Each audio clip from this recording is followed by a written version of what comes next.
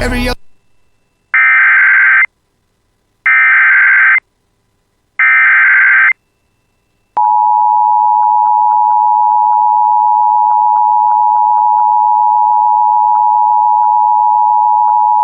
The National Weather Service in Duluth, Minnesota has issued a severe thunderstorm warning for western Aitkin County in east-central Minnesota, Cass County, Crow Wing County in east-central Minnesota, until 12:30 p.m.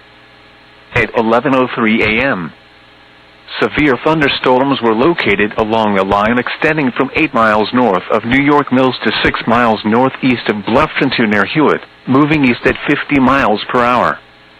Hazard, 70 miles per hour wind gusts and ping-pong ball-size hail. Source, radar indicated. Impact, people and animals outdoors will be injured. Expect hail damage to roofs, siding, windows, and vehicles. Expect considerable tree damage. Wind damage is also likely to mobile homes, roofs, and outbuildings.